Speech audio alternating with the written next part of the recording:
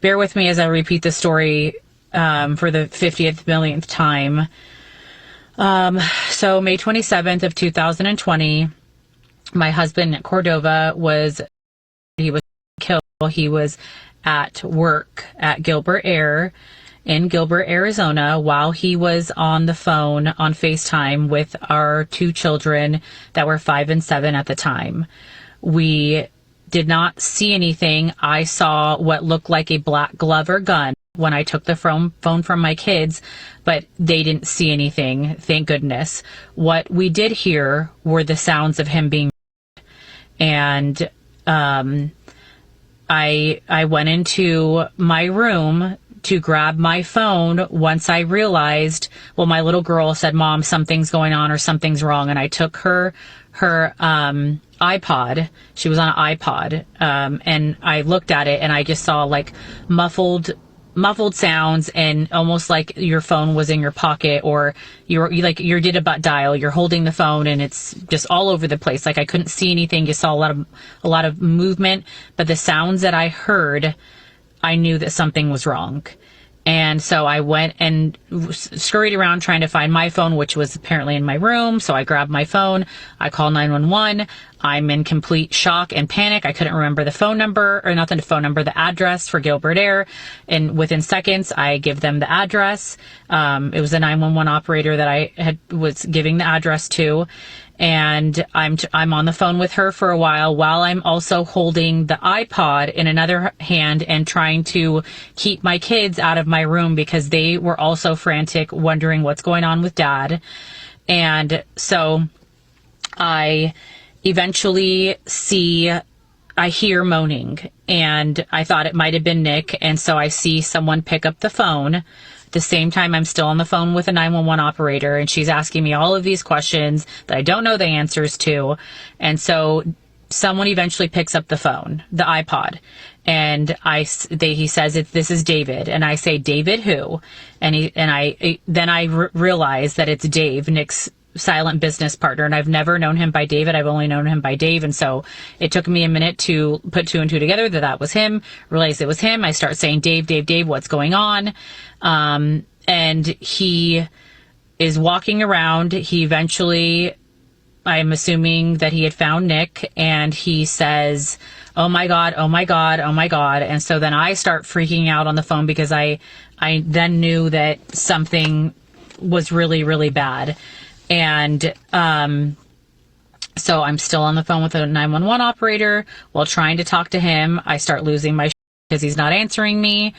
And I hear police come in. Dave eventually sat the phone on the counter, which I later found out through surveillance footage that I watched of Nick's murder. He sat the phone on the table in the lobby, and then he runs out. I'm not going to go into details about what happened because only the people that know what happened there are the people that were there. But the cops came, and so I say, the 911 operator says the cops are coming. I'm telling her, like, they gotta hurry, something's going on. And so I hear Dave say, you can hear him on the 911 call, like, two guys came in. And so I tell her, like, he said two guys came in. There's surveillance cameras. Like they need to pull the surveillance cameras. So she tells me, I didn't know what to do. I'm like, what do I do? Do I hang up the phone? She says that someone's going to be in contact with me. Meanwhile, my kids and I are at home still in our pajamas. We had just gotten back from a wonderful trip camping with our family and friends. And so I'm like, get your shoes on, like, hurry up. We have to get ready. I hang up with her. This is part 2 of the story of my husband, Nick Cordova's murder. So I get off the phone with a 911 operator, and my instincts were to go down there. And so I pile the kids in the car. We haul ass down to Gilbert Air.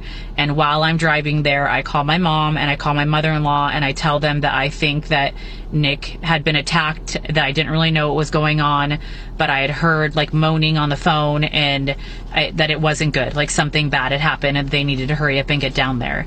So what I had gathered, or what I thought from hearing everything, was that someone had come in and maybe tried to rob them or take something, which again doesn't make any sense because people don't come into an HVAC equipment shop, a bit like an office building, and try to rob you. Like, that's not the place to do something like that.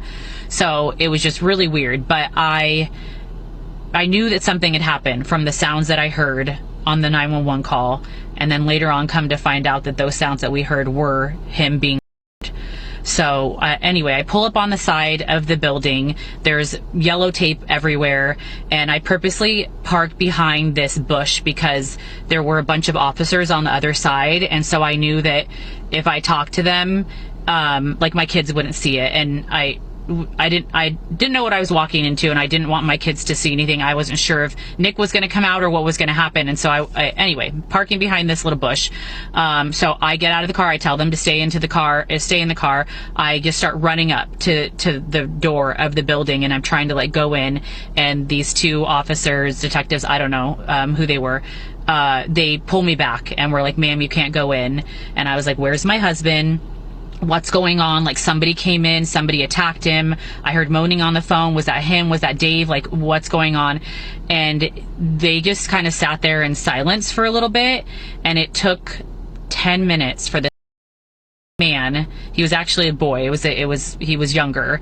Then I'm gonna backpedal. I find out, and I'm not gonna backpedal. I'm gonna fast forward. So I find out that the guy, the detective, police officer, whatever he was in training, or it was part of his training to become a police officer. I don't even know, but it was part of his training to have to tell someone that someone has been someone. And so I think that's why it took so long for him to get the words out. And I actually had his mom commented on something I posted a long time ago and was like, that was the first time that he had to tell someone that their person's dead.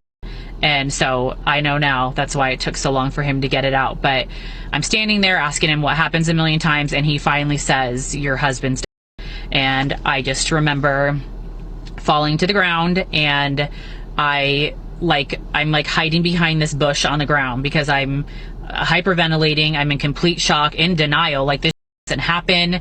This is not real life. Like, you've got to be kidding me. Like, this is of the movies. This doesn't, like, this isn't real. And so I'm like, where's Dave? Like, what happened to Dave? And they say that he was going to be taken in for questioning, but that he claimed he had been pistol whipped over the head. And he was knocked out. And whenever he came to, that's whenever he tried to go figure out where Nick was, and Nick was in the lobby and Dave was passed out in the office.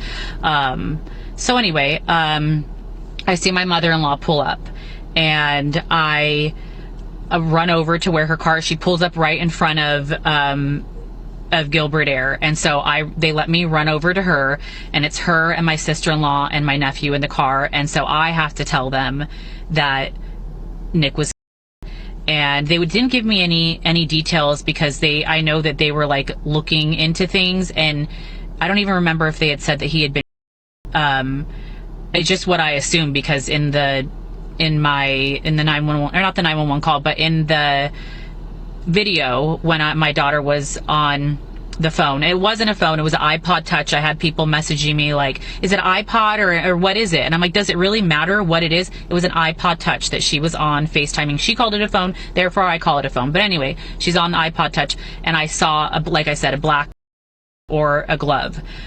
So I was assuming that he was from a gunshot, but they wouldn't give me any information. They said that they had to do their investigation before they could let me know like the cause of death.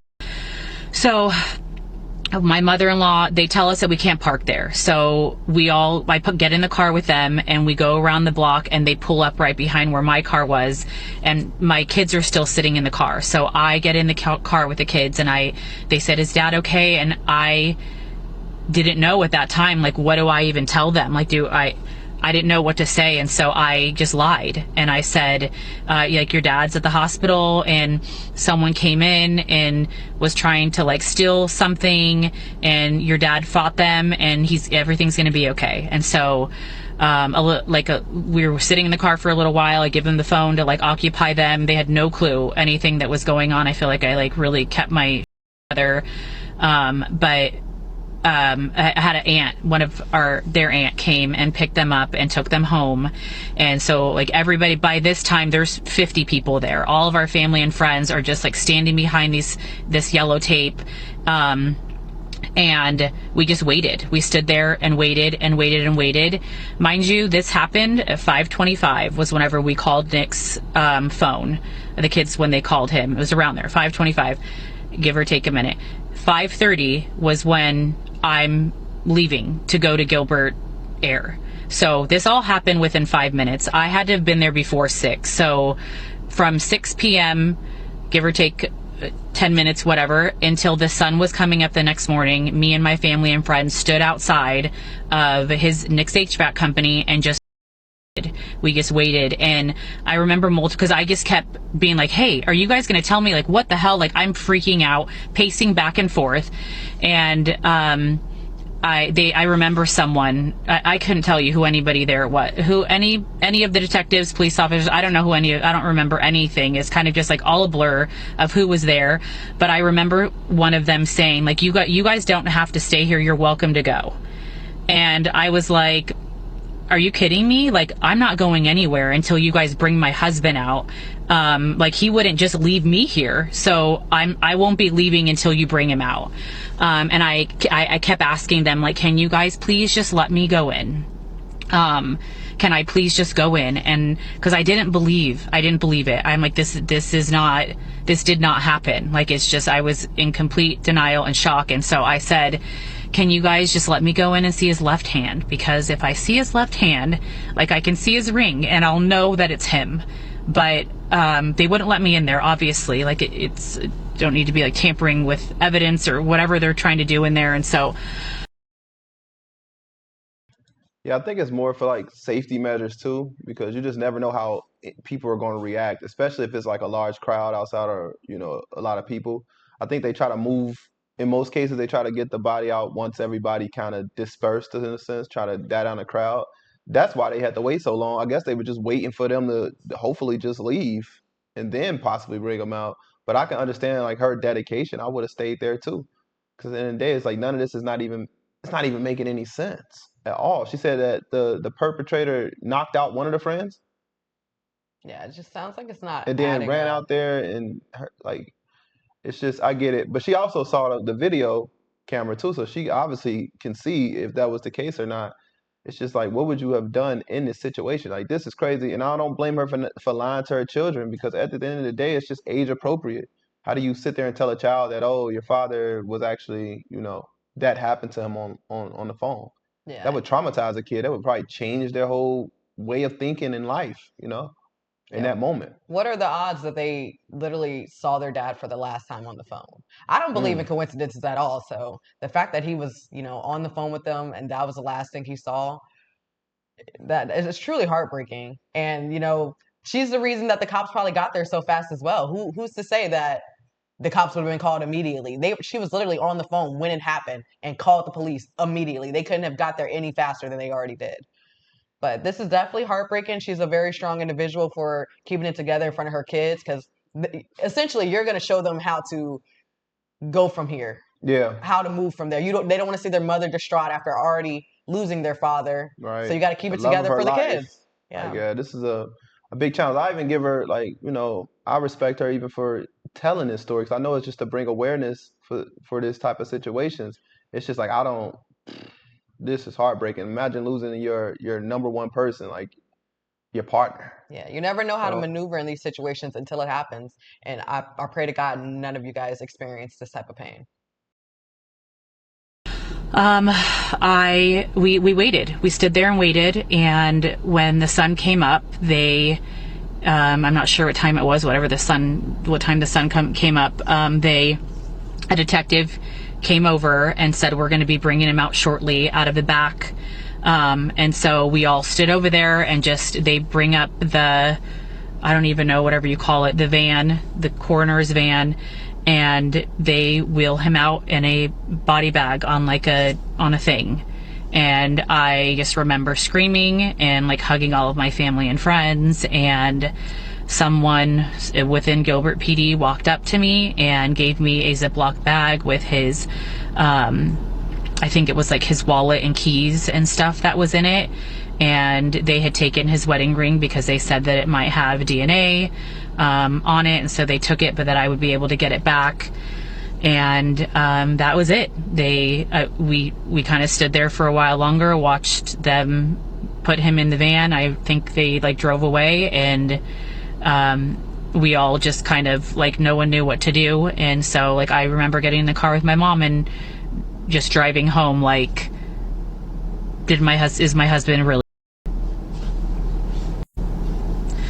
This is part 2 of the story of my husband Nick Cordova's murder. So I get off the phone with a 911 operator, and my instincts were to go down there. And so I pile the kids in the car. We haul ass down to Gilbert Air.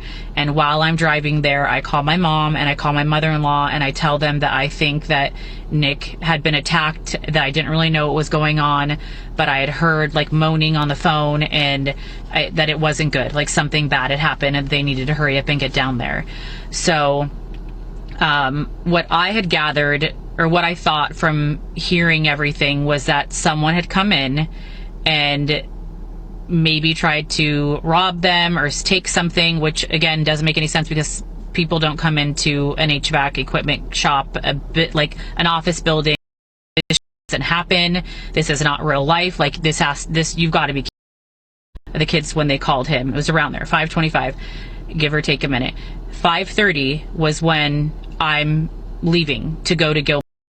I think it was like his wallet and keys and stuff that was in it, and they were down doing yard work. Coming home, no one knew what to do.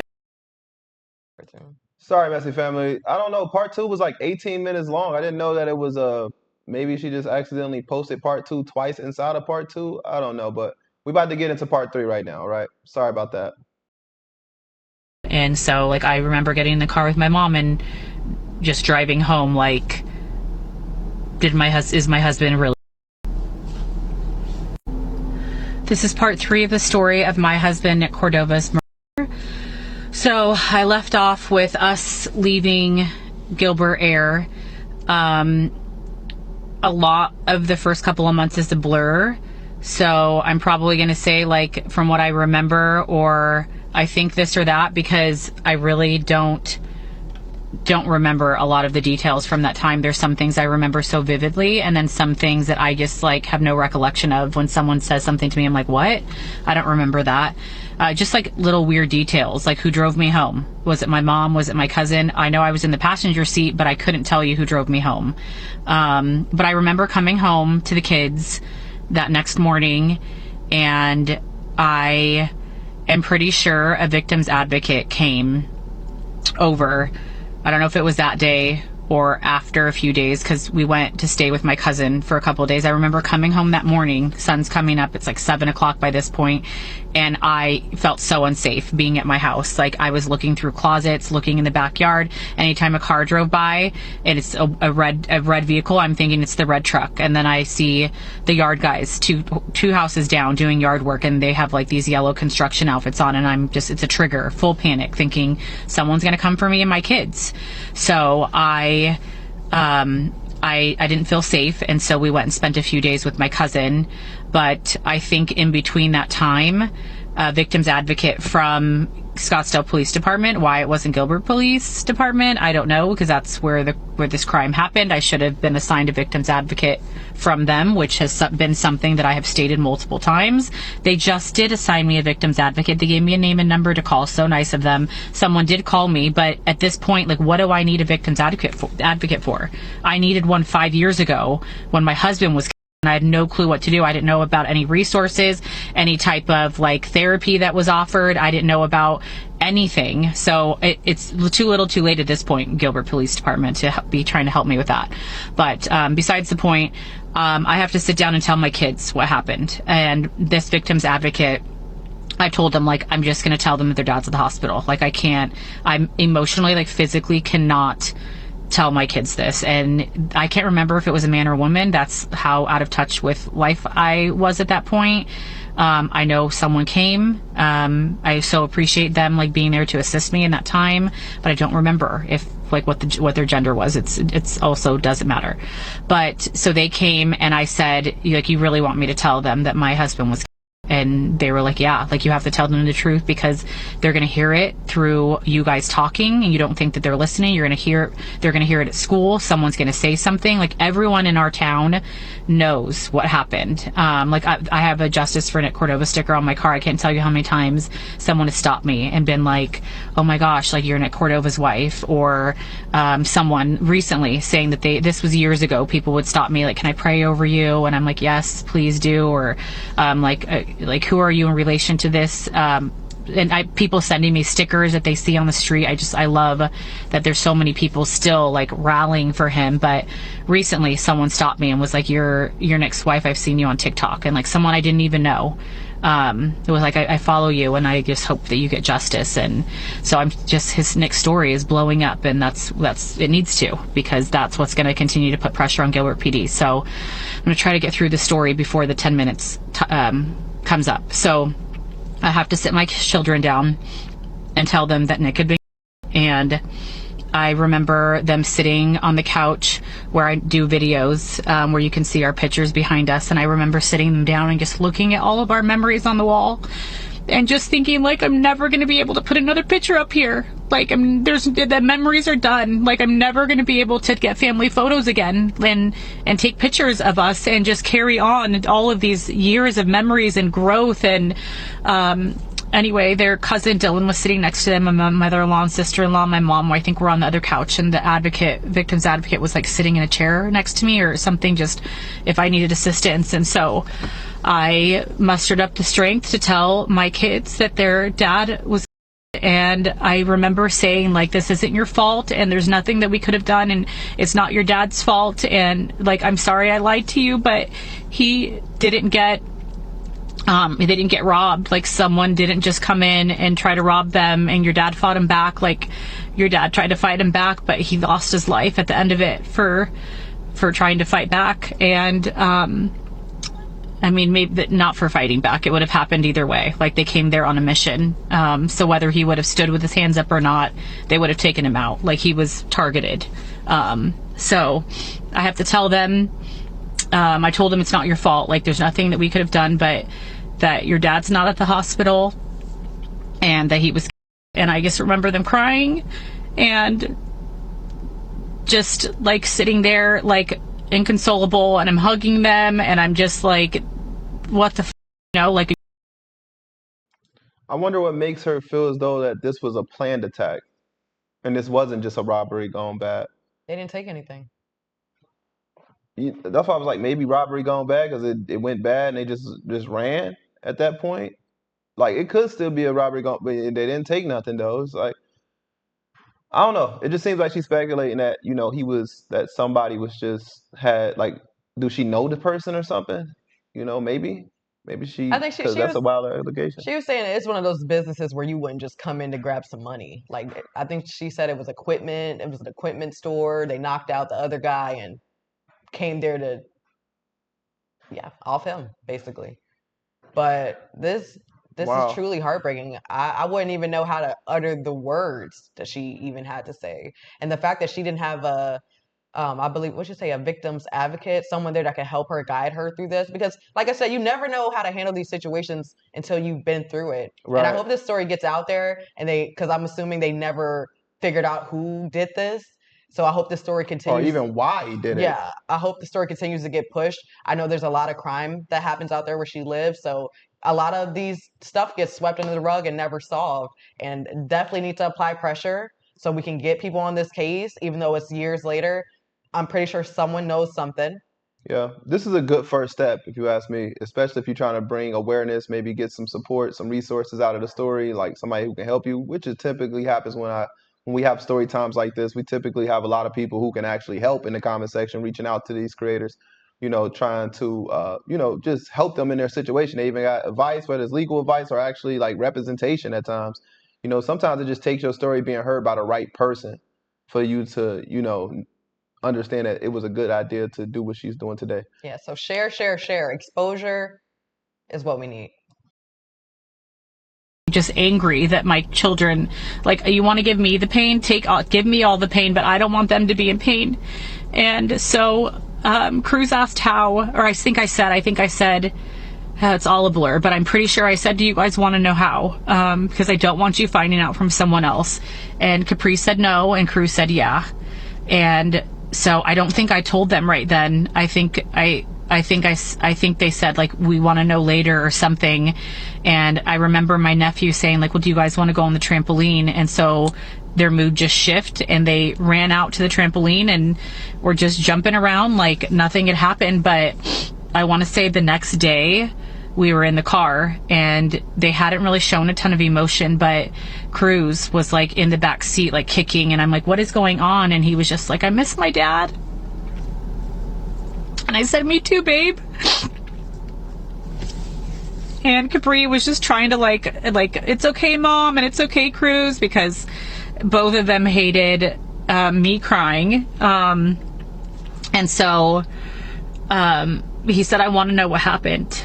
And I said, Capri, like, do you want to know? And she said no. And I said, I think you guys, I don't want you to know, but I think you need to know, because I don't want you hearing it at school, or hearing it like from us talking and you overhearing it. And deep down, I think they knew, because like when I called 911, like I say, there's a black glove or gun. So they're smart kids. Like, I think they knew that it was through being, but I told them, I was just like, your dad, 2 bad guys came in and they killed your dad, they shot him. And so he said, like, how, or where? And I wasn't going to lie to him. I've been very open and honest and just like straightforward with everything since all of this happened. Which some people wouldn't agree with that, but like, my kids were hardened and their innocence was taken from them overnight. So me sugarcoating for them isn't going to help them in the future. So I said, like, I think that he, from what I heard, it was a through his face, out of his cheek, and then the other one was in the back of the head.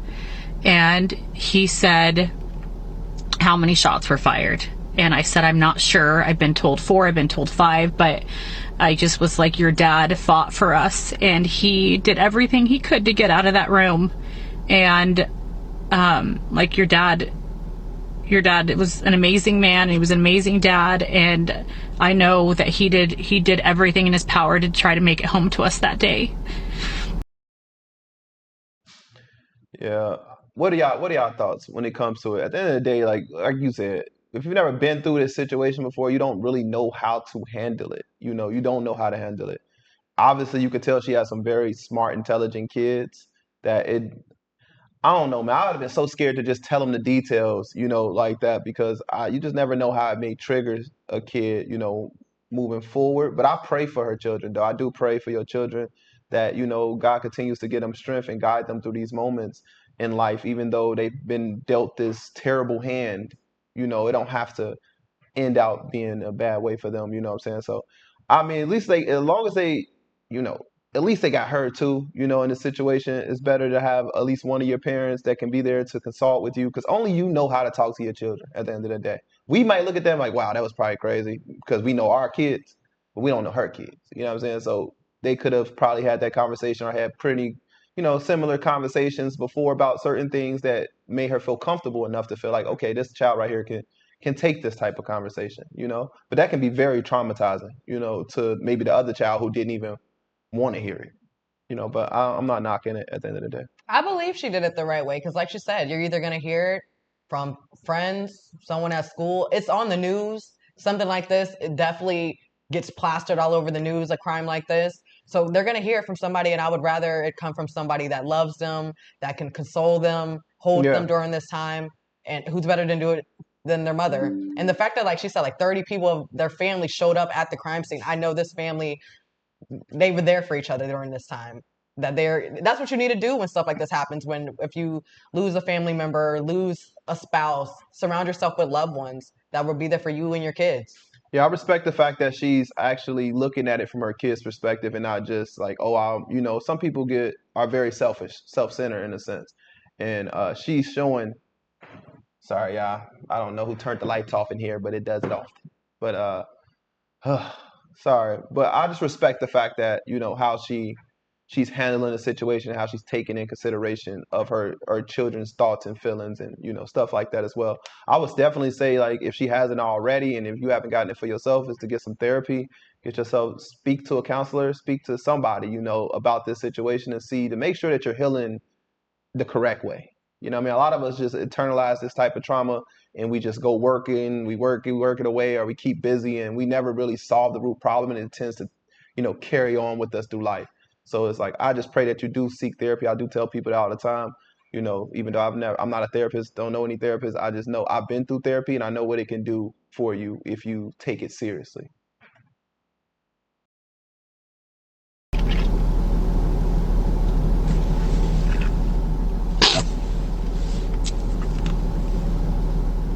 So, fuck, man.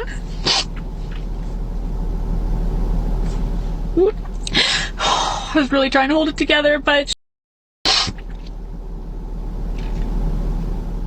so I don't know where we were going that day, but I told them, and so they knew, and like people like they'd hear people talk, so they knew things, and I've told them the full story. They know everything now, from lawsuits to Gilbert PD to who we think is behind it. Like, they know everything. But I'm already at 9 minutes, so I'll cut it off and I'll post a part 4. There's probably going to be 10 parts to this story because it's a lot. But yeah, that's part 3 of the story of my husband's. It's been a minute since I posted anything about Nick's or just like raising awareness for his case, but I'm still going to honor what my lawyer said and not bash Gilbert Police Department. Honestly, it's not helping anything as far as the investigation. I definitely don't want to jeopardize anything, so I'm just going to kind of still lay low with that type of stuff. But I can tell my husband's story, and I think that Nick's story needs to be heard. It's been almost 6 years and we still don't have justice, and all signs point to one person, and it doesn't make any sense why he's not in prison. Here we go. May of 2020, my husband, Nick Cordova, was in Gilbert, Arizona, while on FaceTime with our 2 young kids. I've said this story 20 million times, so that's why I sound like a robot. We had just gotten back from a camping trip with all of our family and friends, and we'd had so much fun. It was right after Memorial Weekend. The kids and I were home. Nick had left, gave him my phone, and I'm like, stay in the car. Dad's okay. He went to the hospital. I lied, because what am I supposed to tell my 2 babies? Being held accountable. The police told us inside of the business show that it wasn't him. That I watched a surveillance video of my husband literally getting brutally. Something that I will replay in my head forever. I want so badly to get justice for him, so that's why I continue to share our story, just to finish out the story of that night. We wait there till the sun comes up in the morning. They kept saying we could go home, and I'm like, I'm not leaving. You want me to leave my husband here? I'm not leaving until you bring him out. The sun's coming up, this number screaming, and that was it. I deleted the last clip. I'm just going to continue on with where I left off. I only have a little bit left to go, so let's get through this. They wheel him out in a body bag, and they put him in the back of the coroner's van, and they drive away. The police told. Okay, so I can already tell that this story is just being retold in a lot of these parts, and it's just these all were spread out too. I can tell a lot of these dates were far out. So I thought she was continuing the story, but it seems as though she just are recapping everybody, and she has come to a stop because of legal matters. If this is still currently an open case, then I can see why she won't tell us who did it, why she think he did it, and all of those things. So I respect it at the end of the day, because you do have to, live with this, and you still got to currently go through this. I would have probably just advised probably not even to did the story time until after it was all done. That way you can tell your complete truth and your complete story without having to worry about hindering a case or whatever the case may be. You can already have it done. I'm really want to know who did it, but I know at the end of the day, this is dealing with real trauma. I will continue to follow this story to see if she continues to, just give us a little bit more detail, maybe the case. If y'all interested in that, just let us know in the comments section. Or if not, if you want to, do your own little investigation, you already know what to do. Check out the description box below, where I will have her linked in the description box so you can follow her there. Yeah. I know we all want, cases to be open and closed quickly. Like she said, it's been 5 to 6 years. And if they do have a suspect, it does take time to build a case big enough to send them away for a very long time. So I hope you get the justice that you deserve and that your family deserves, and y'all get the answers. I pray nothing but the best for you. I know it's hard losing a spouse, a kid's losing a father. This is just really heartbreaking. And she's handling it very well. She's holding it together for her kids. So, like I said, I wish you nothing but the best. What are your thoughts, Messy Family? If you made it all the way to the end of the video, again, I do want to apologize. There was some scenes in there that seemed to be duplicated, and we had some repeated scenes in there. So don't think we didn't skip anything. It was just going to be retold again in a faster way. I don't think we got past the point of who did it, why he did it, and why she assumed. We did kind of get a little bit in that last one, then it was a complete recap. So we do apologize for anybody who feels a little bit like this was a incomplete story, but this is the best we can do in this story time. I think it's still a great story time. I think that this will definitely bring awareness to just appreciating your loved ones while you got them. If you don't get anything from this story, just appreciate your loved ones. Don't let little things detour y'all, because you never know when you may never see this person again, so that's all I got, Miss Family. We love you all, and we hope you are having a blessed day, and we'll see you in the next story time. Peace.